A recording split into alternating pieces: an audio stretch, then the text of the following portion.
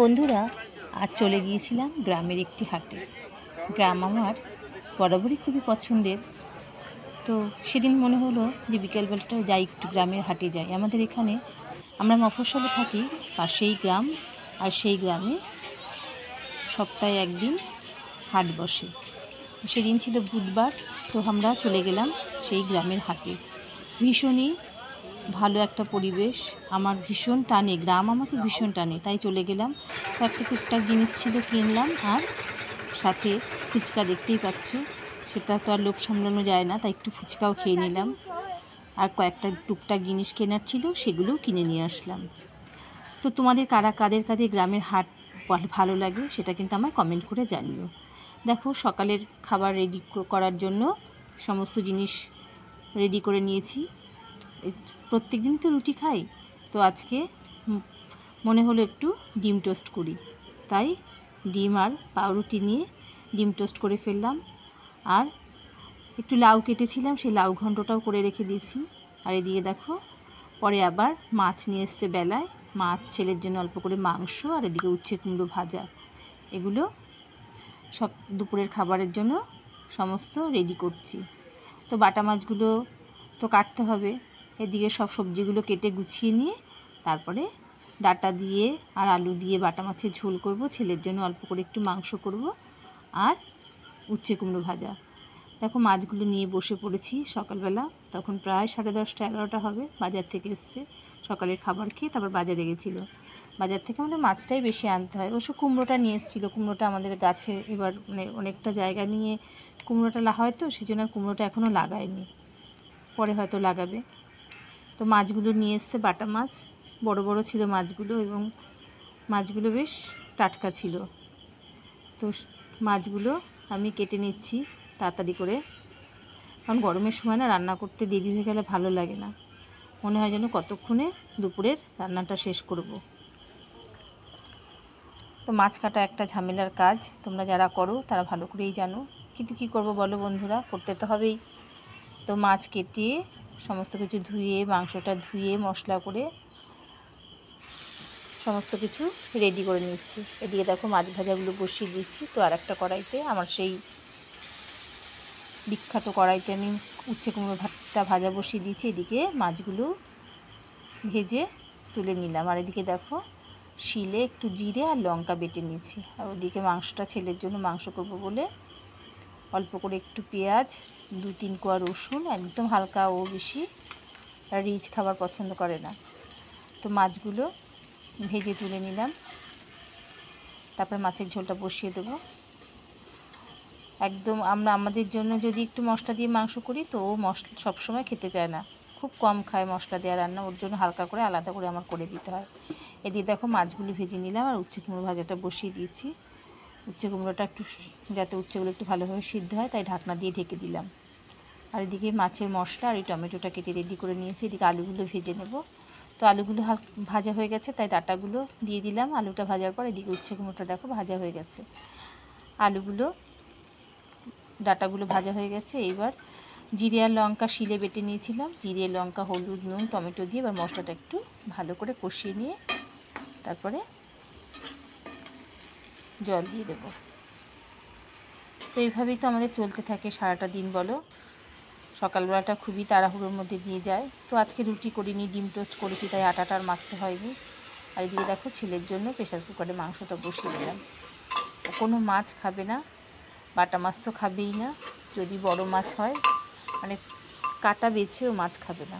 আর এখন যেহেতু বড় হয়ে গেছে, সেই জন্য আমি বেছে দিলেও খাবে না, ও নিজে নিজেই। তাই ওর জন্য মাঝে মাঝেই আমরা মাছ করলে ওর জন্য আলাদা করে মাংস করতে হয়, অথবা ডিম করে দিতে হয়, অথবা নিউট্রেলা বা সয়াবিন রান্না করে দিতে হয়। এই হচ্ছে বিষয়। তো 3 জনের সংসার, বুঝতেই পারছো, আলাদা করে সবসময় হয় না, তাই অনেক সময় হয়তো সিদ্ধ দিয়ে দিলাম, সিদ্ধ দিয়ে খেয়ে নিল। ডাল করে দিলাম অল্প করে একটু প্রেশার কুকারে।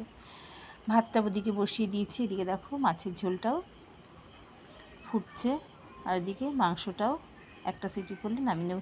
আর এই দেখো, বাটা মাছগুলো নিয়ে এসেছিলাম, ওর মাছের মধ্যে না ডিম ছিল একটু। এবার সেই ডিমগুলো কী করেছি, বার করে নিয়েছি। ডিমগুলো বার করে নিয়ে একটু বেসন দিয়ে, পেঁয়াজ দিয়ে, লঙ্কা দিয়ে ভেজে আবার একটু বড়া করে নিয়েছিলাম। এই দেখো, বড়াগুলো বসিয়ে দিয়েছি।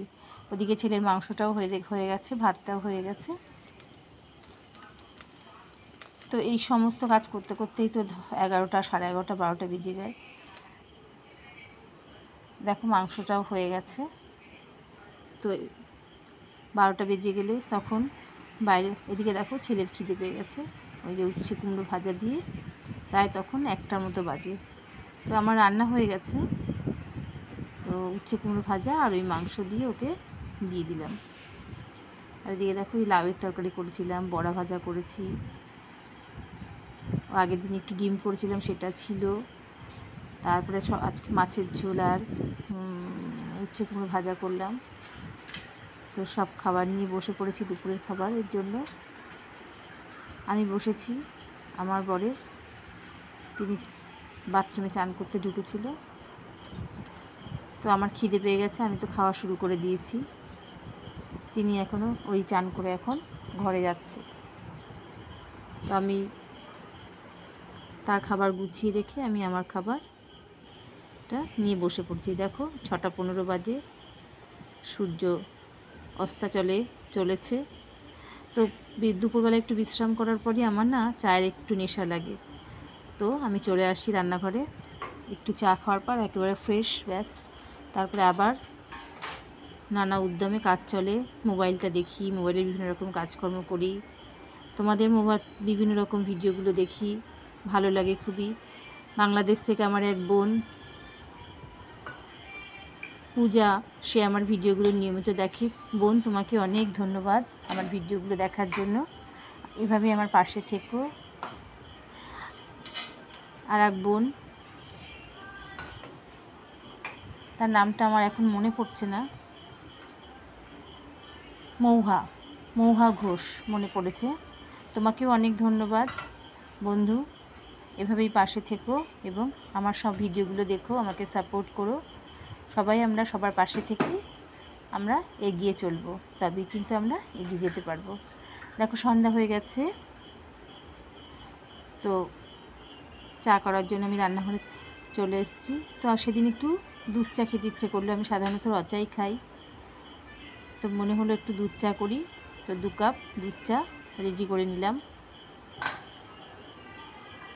দুধ চাটা সাধারণত খাই না। আর দেখো পুজো দিয়েছিলাম, খেজুর ছিল, কেউ খাবে না ওই খেজুরটা, দুপুরবেলা দিয়েছি, বললাম ছেলেকে খেতে, না খাবো না। আমার বর অতটা খেয়াল করেনি যে ওখানে রাখা ছিল খেজুরটা, তো আমি ভাবলাম খেয়ে নিই, তাই চা করতে করতে খেজুরটা খেয়ে নিলাম। ওদিকে চার জলটা ফুটছে। দুধ চাটা মাঝে মাঝে খাই, জানো তো, প্রত্যেক দিন খাই না, কারণ দুধ চাটা ঠিক খেলে না রাত্রিবেলা খিদেটা তাড়াতাড়ি পায় না। আমি আবার রাত্রে তাড়াতাড়ি খাওয়া দাওয়া করে নিই, 8টা সাড়ে 8টার মধ্যে আমার রাতের খাবার কমপ্লিট হয়ে যায়। সেই জন্য দুধ চাটা খুব একটা খাই না, একটু বৃষ্টি বৃষ্টি পড়লো তখন একটু খাই। আর এদিকে হচ্ছে শীতের সময় হয়তো একটু হলো খাই। আর বাড়িতে খুব একটা লোকজন আসলে তখন করলাম, যদি একটু বেশি থাকে তখন খেয়ে নিলাম। তো তোমরা কারা কারা দুধ চা খেতে পছন্দ করো আমায় কিন্তু কমেন্ট করে জানিও, ঠিক আছে? আর আমার সব বন্ধুরা ভালো থেকো, আমার ভিডিওগুলো নিয়মিত দেখো। আমিও কিন্তু তোমাদের ভিডিওগুলো নিয়মিত দেখি, আর আমায় কিন্তু কমেন্ট করে অবশ্যই জানাবে। আর বন্ধুদের বলছি, যারা যারা এখনও আমার চ্যানেলটি সাবস্ক্রাইব করোনি তারা আমার চ্যানেলটি সাবস্ক্রাইব করো, লাইক কমেন্ট শেয়ার করে আমার পাশে থেকো। দেখো দুধ চা ফুটে গেছে, এবার চাটা ঢেলে নেব। সত্যি দুপুরবেলা যখন ঘুম থেকে উঠি না, ওঠার পরে মনে হয় একটু চা চা করে মনটা, তো তখন তো উঠেই মুখ টুক ধুয়ে 1 গ্লাস জল খেয়ে আমি কিন্তু সোজা চা করতে চলে যাই। চাটা যেই খাবো ব্যাস ফ্রেশ, তারপরে আবার নতুন উদ্যমে কাজ শুরু হয়ে যায়। সংসারেরও কত টুকটাক কাজ থাকে, সেগুলো সারতে হয়। জামা কাপড় গোছানো থাকে, রাতের কিছু কাজকর্ম থাকে, খাবার যদি তৈরি করতে হয় সেগুলো করতে হয়, রান্নাঘরে গোছানো থাকে, বাসন টাসনগুলো গুছিয়ে রাখতে হয়, কত কাজ বলো তো। তোমরা যারা কাজ করো তারা কিন্তু জানো।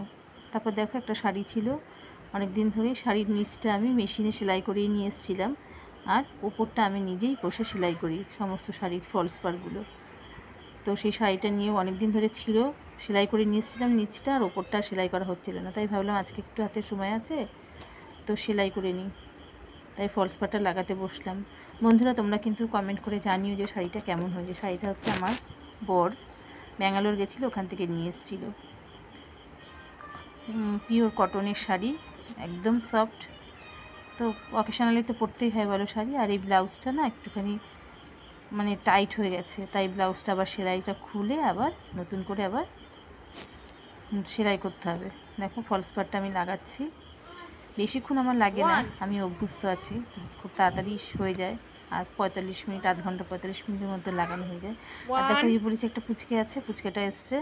তো তোমরা সব ভালো থেকো, সুস্থ থেকো, দেখা হচ্ছে।